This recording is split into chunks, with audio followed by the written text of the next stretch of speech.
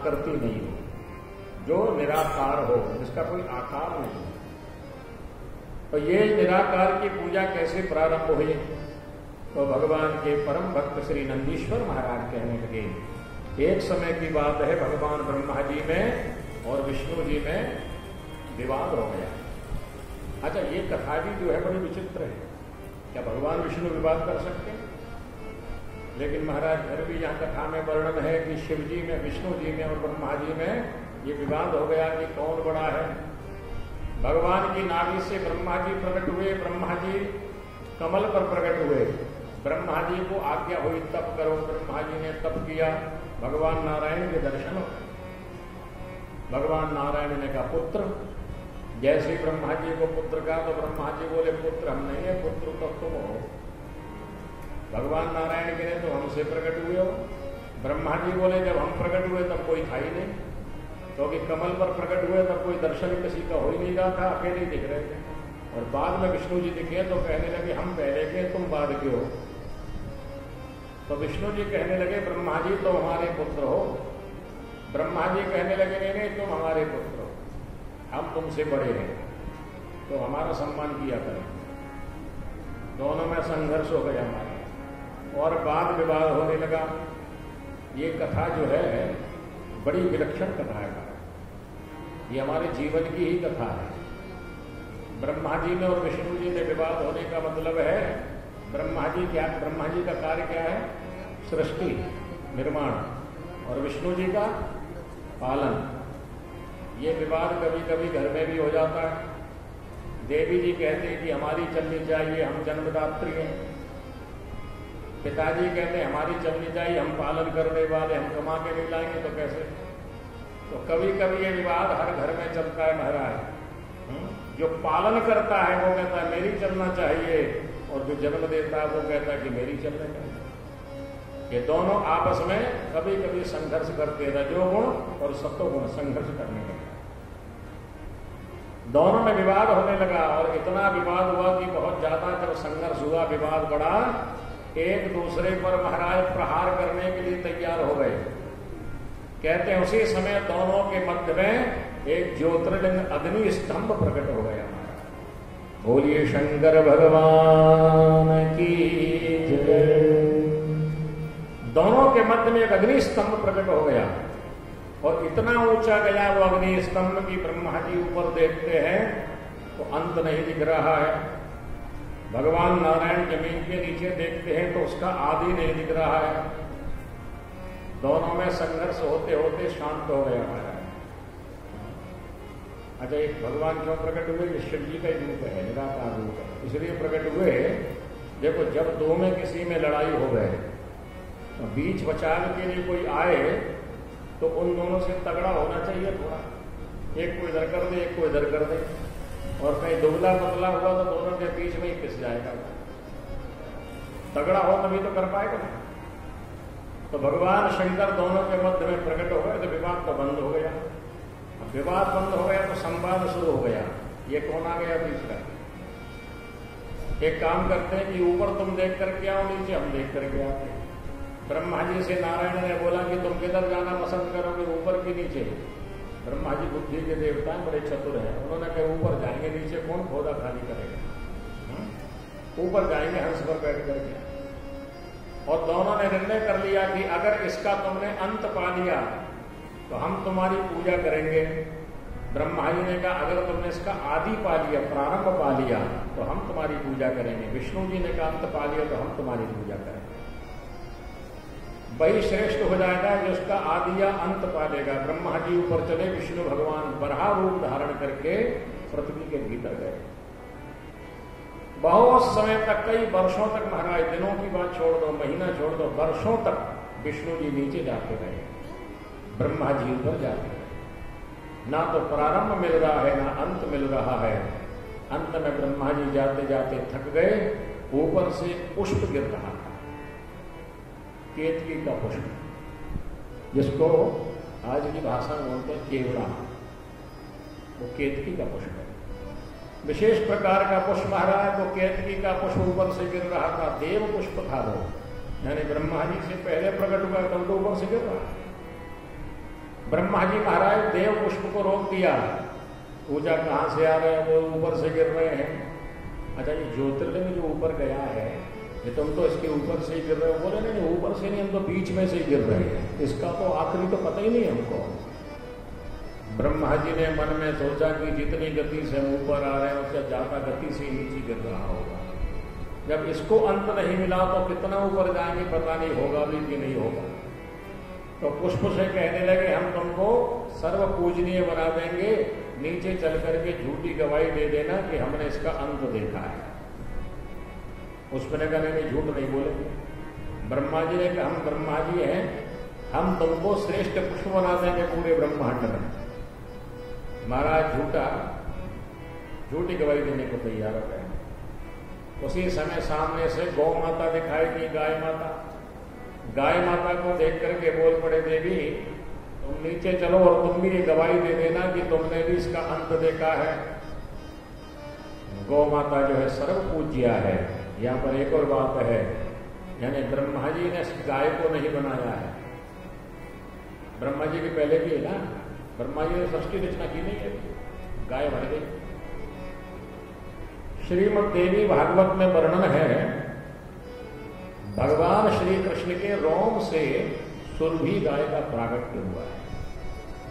यानी गाय ब्रह्मा जी की सृष्टि की नहीं है, गाय स्वयं भगवान के श्री अंग से प्रकट है। इसलिए गौ माता की बड़ी महिमा है। कामधेनु भी समुद्र से प्रकट हुई है। तो इन सब गायों की जो जननी है वो गौ माता जो है भगवान के ही अंग से प्रकट है। यहां पर वर्णन किया है कि दोनों को लेकर के ब्रह्मा जी नीचे उतरे हैं और इधर भगवान विष्णु भी वापस आ गए। विष्णु भगवान ने पूछा पा लिया अंत? बोले हमने तो अंत देख लिया इनका, और दो गवाही भी लेके आए हैं, गाय को भी और उस पुष्प को भी जो है केतकी का पुष्प आगे कर दिया।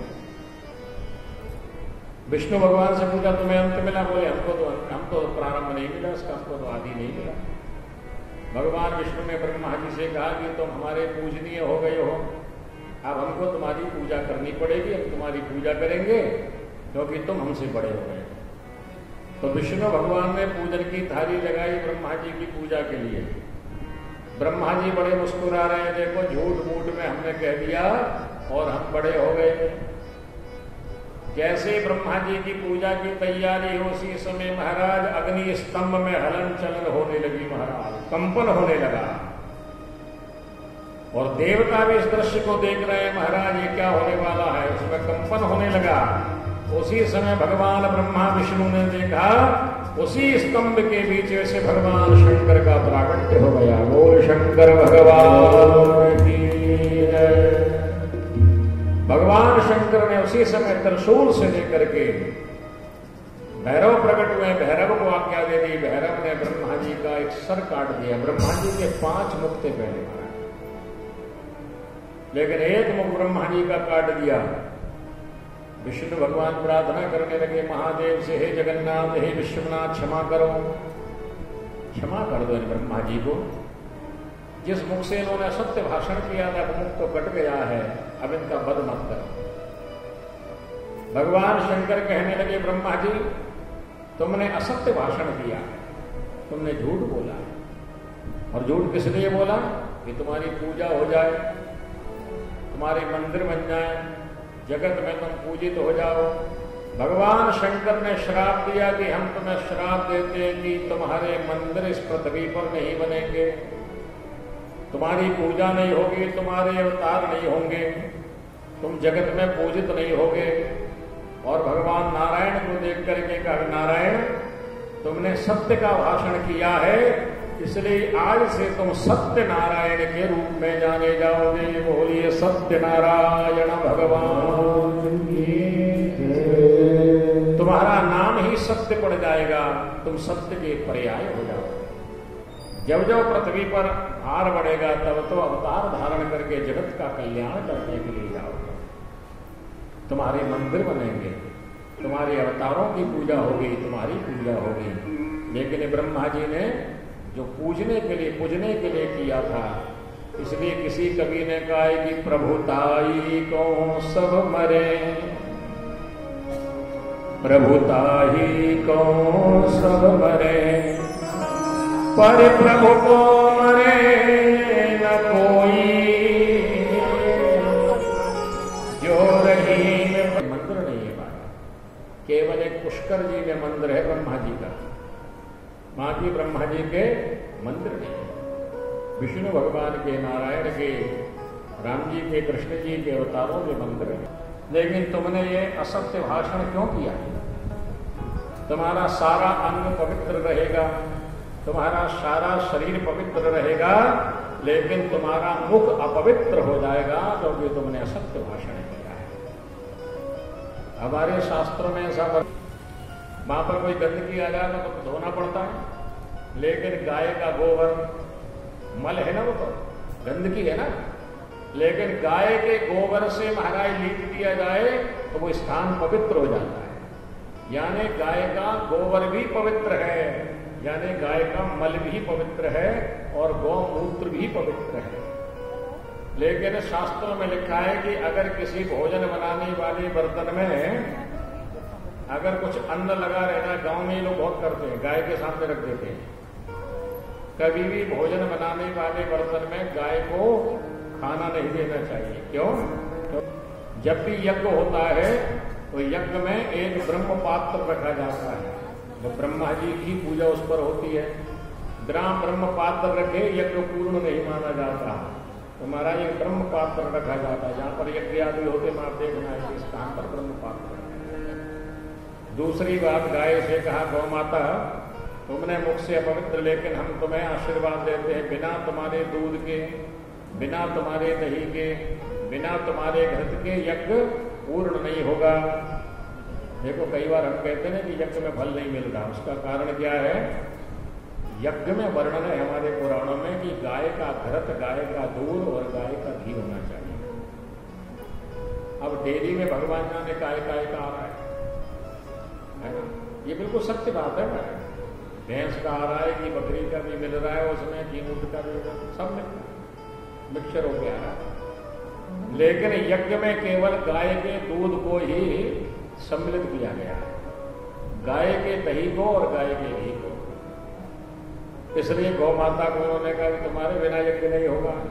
तीसरा केतकी के पुष्प से कहा, यज्ञशाला जब भी बने तो यज्ञशाला के ऊपर जो है शिखर पर अगर केतकी का पुष्प रख दिया जाए तो यज्ञशाला में अगर कोई अपूर्णता होगी तो पूर्णता में परिवर्तित हो जाएगी। केतकी का पुष्प शिखर पर लगा दिया जाए तो यज्ञशाला पूर्ण मानी जाती है। इसका मतलब यह नहीं कि कैसे भी अपूर्ण बना दो, विधि से पूर्ण बनाओ और केतकी का पुष्प अगर उसके ऊपर शिखर पर लगा दिया जाए तो कहते यज्ञशाला की महिमा बढ़ जाती है, यज्ञशाला पूर्ण हो जाती है। और भगवान यज्ञ स्वरूपाय जटाधराय पिनाकहस्ताय सनातनाय, भगवान यज्ञ स्वरूपी है महादेव। भगवान ने कहा हमारे स्वरूप की आराधना। और महाराज भगवान ब्रह्मा और विष्णु के उसी दिन, और भगवान शंकर कहने लगे आज के दिन, उसी दिन विष्णु भगवान ने और ब्रह्मा जी ने पूजन किए भगवान की, शिव जी की, वो ज्योतिर्लिंग की पूजन की। भगवान शंकर ने कहा कि आज के दिन अगर कोई शिवलिंग का पूजन करेगा, 1 वर्ष तक के विधिवत पूजन करने का पुण्य उसको प्राप्त हो जाएगा। 1 वर्ष तक मतलब 8 प्रहर में जो पूजन का फल होता है वो पूजन का फल उसको प्राप्त हो जाएगा। अब ये बताओ कौन सा दिन है वो? जिस दिन शिव जी प्रकट हुए थे वो शुभ दिन है शिवरात्रि का दिन। शिवरात्रि, बहुत सारे लोग सोचते हैं शिवरात्रि को शंकर जी की शादी हुई थी, आजकल खूब बारात निकलती है। शिवरात्रि को शिव पुराण में स्पष्ट लिखा है शिव विवाह का दिन नहीं है। जिस दिन वो ज्योतिर्लिंग प्रकट हुआ था उस दिन का दिन है शिवरात्रि का दिन। शिवरात्रि के दिन ही ज्योतिर्लिंग प्रकट हुआ। आज के दिन अगर कोई, ये शिवरात्रि है, चतुर्दशी है, फाल्गुन महीने के कृष्ण पक्ष की चतुर्दशी को शिव महाशिवरात्रि कहते हैं। शिवरात्रि हर महीने भी आती है लेकिन मासिक शिवरात्रि है। ये वार्षिक शिवरात्रि भगवान शिव जी की महाशिवरात्रि के दिन अगर कोई पूजन करता है 1 वर्ष तक के विधिवत पूजन का फल उसे प्राप्त होता है। लेकिन फिर मैं आपसे वही कहूँ, भगवान शिव का व्रत करके उपवास करके पूजन करना चाहिए। उपवास का मतलब ये नहीं है कि बस पेट भर के फलाहार कर लिया हो गया उपवास। आजकल फलाहार तो बहुत कम लोग करते, फुलाहार करते, नाम रहता फलाहार, कराए फुलाहार। भगवान शिव जी का ऐसा पूजन किया हमारा। अंत में भगवान शंकर ने कहा, हे विष्णुदेव, हे ब्रह्मदेव, ये हमने लीला से ये बताया है, अपना ही स्वरूप अगर कोई अपराध करे तो उसको भी दंडित करते हैं। श्रीमद् भागवत में भगवान नारायण कहते हैं, सनत कुमार जी दर्शन करने के लिए आए थे और उसी समय जय विजय ने रोक दिया भगवान के भक्तों को। भगवान बाहर निकल करके आए, जय विजय को श्राप दे दिया था सनत कुमार जी, 3 जन्मों तक राक्षस बनोगे। रोने लगे। भगवान नारायण कहते हैं कि देखो, तुम तो मेरे द्वारपाल हो, ये भक्तों का तुमने अपराध किया, इसलिए तुमको हमारे वैकुंठ से दूर जाना पड़ेगा। रोने लगे, महाराज हम आपसे दूर कैसे रहेंगे। वहां पर भगवान नारायण कहते हैं, तुम तो मेरे द्वारपाल हो, अगर मेरी भुजा भी संतों का अपराध कर दे तो मैं अपनी भुजा को अपने शरीर से अलग कर दूंगा। ये भगवान नारायण ने भागवत में कहा है इस प्रसंग में, अगर मेरी भुजा भी कोई अपराध कर दे संतों का तो मैं अपने भुजा को भी शरीर से अलग कर दूंगा। इसी बात को यहां पर भगवान शंकर कह रहे हैं। भगवान शंकर ने कहा, ममेव हृदयो विष्णु, विष्णु मेरे हृदय हैं। ब्रह्मा जी को देख करके कहने लगे, ब्रह्मदेव तुम भी मेरे ही रूप हो, लेकिन लीला में तुमने अपराध किया है इसलिए तुमको दंडित किया गया है। अब ध्यान से सुनना, ब्रह्मा जी, विष्णु जी और शिव जी अलग नहीं है, ये एक ही है। अभी थोड़ी देर में उस आरती कर रहे हैं 5 मिनट में। उस आरती में जितनी लाइनें आती हैं वो ब्रह्मा जी की, विष्णु जी की और शिव जी की है। एकानन, एक आनंद, आनंद मतलब मुख, चतुरानन, चतुरानन मतलब 4 मुख, पंचानन मतलब 5 मुख। किसकी आरती है ये? शंकर जी की, तीनों की है। एकानन, चतुरानन, पंचानन राजे। और आगे क्या है? हंसासन, हंस पर कौन बैठते हैं? शंकर जी, ब्रह्मा जी बैठते हैं। हंसासन, गरुड़ासन, गरुड़ पर विष्णु जी, वृषभाहन साजे, वृषभ पर भगवान शंकर। करके मध्य कमंडल, कमंडल किसका? ब्रह्मा जी का। चक्र विष्णु जी, त्रिशूल धरता, जग करता ब्रह्मा जी, जग हरता रुद्र भगवान, जग पालन करता विष्णु भगवान। इसकी आरती है, वही शंकर जी की, वही क्या अकेले की? तीनों की आरती है। अच्छा, आखिरी की लाइन बड़ी प्यारी है, गा दीजिए। ब्रह्मा विष्णु सदा शिव जानत अविवेका,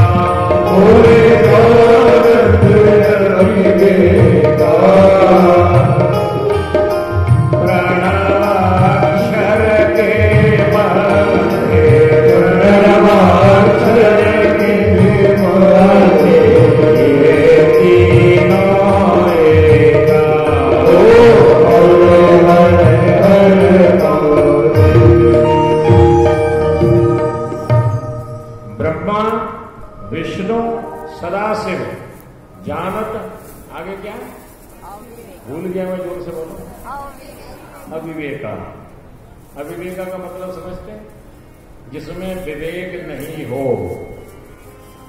जिसमें विवेक नहीं हो, जो अविवेकी हो। क्या समझेगा वो? ब्रह्मा विष्णु सदाशिव जानत अविवेका, इन तीनों को जो अलग मानता है वो अविवेकी है, उसमें विवेक नहीं है। क्यों? बोले प्रणव अक्षर के मध्य ये तीनों एका, ये तीनों एक ही है, अलग नहीं है। अब ब्रह्मा जी छोटे हुए क्या? अरे अपने ही फोटो कोई बहुत सुंदर आ जाता है, कोई मध्यम आ जाता है, दूसरा ऊ, तीसरा मां और चौथा वो चंद्र और उसके ऊपर बिंदु। ये 5 चीजें हैं। ये 5 चीजों को मिला करके जो है महाराज प्रणव अक्षर बना है। ये प्रणव अक्षर भगवान शंकर से प्रकट हुआ है। भगवान शिव के कितने मुख हैं? 5 हैं, 55 है। तो एक एक मुख से एक एक प्रकट हुआ है। आ, ओ, मा, नाम और बिंदु। अब इनकी महिमा को वर्णन किया है महाराज प्रणव की। प्रणव की बहुत बड़ी महिमा है, इसलिए जितने भी मंत्र हैं उन सब मंत्र के आगे प्रणव चलता है। हमारा प्रणव अक्षर जरूर लगता है। विज्ञान के सबसे बड़े केंद्र ने अपने ध्वनि वाले यंत्रों को लगा करके श्रवण किया है कि इस पूरे ब्रह्मांड में कोई नाद गूंज रहा है। आप लोगों को ज्ञात होगा वो नाद और कुछ नहीं, केवल ओम का नाद गूंज रहा है। ओम ओम। आप कभी एकांत में बैठ करके स्वयं ओम का उच्चारण करें। एक तो होता है ओम और एक होता है ओम।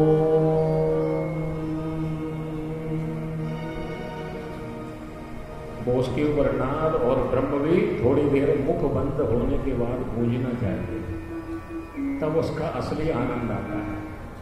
आप करके देखेंगे, घर में देखो, सुबह उठ करके ओम का उच्चारण करो, देखो मन में कितनी शांति मिलती है।